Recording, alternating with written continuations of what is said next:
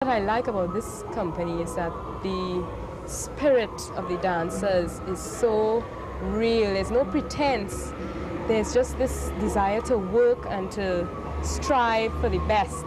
It seems to generate a certain spirit, which I think is the foundation that we need, to form a so-called dance company of Trinidad and Tobago. If you see that your work is working, I mean, if I can use that expression, then I feel that that is enough aesthetic to keep you going further and to create more pieces, I also feel that the support that the dancers have given to the works and the kind of commitment, the kind of intensity with which they perform them is also satisfying, The fact that a dance like fusion, even though it has been, danced over maybe hundreds of times, the dancers never fail to enjoy it, the drummers never fail to enjoy it, neither do the audience.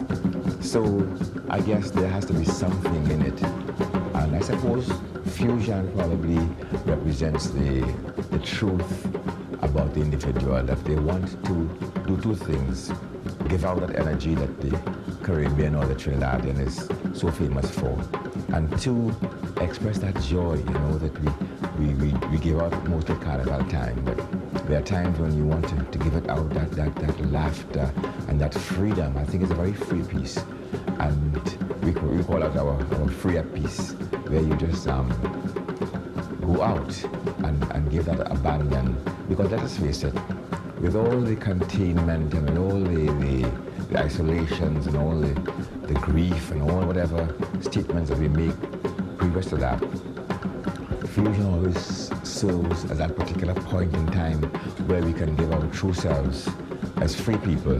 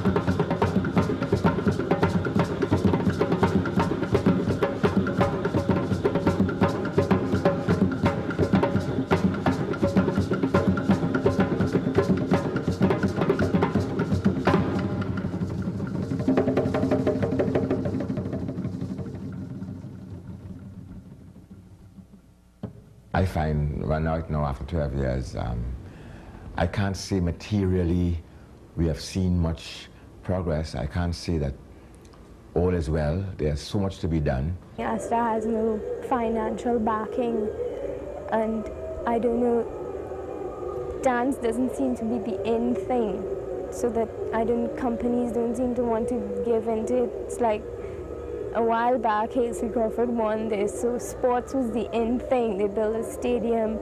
I'm waiting for dance to be the in thing so they could build a thing.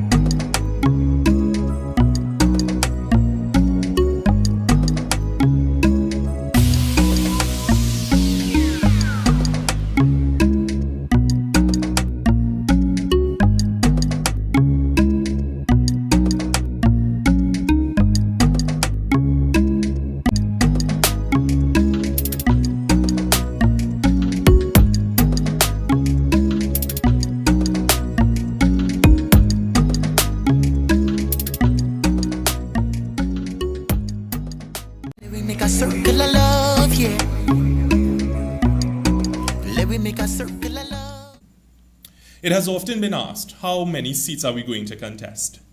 The Progressive Party hopes to contest all 41 seats across both islands.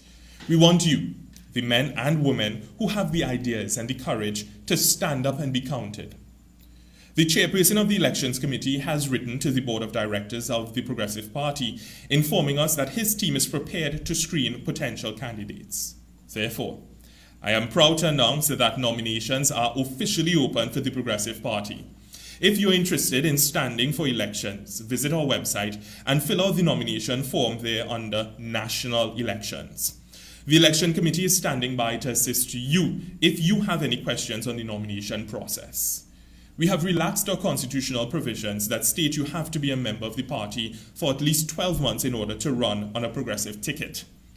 Now you must apply for membership and thereafter apply for nomination. Let me make a circle of love, yeah. Na na na na na na no. The Atlantic. Be a part of the new normal. Visit our website progressives.tt. For membership, to volunteer, to donate, for regular updates, follow us on social media, Facebook, Instagram, Twitter, LinkedIn, and YouTube.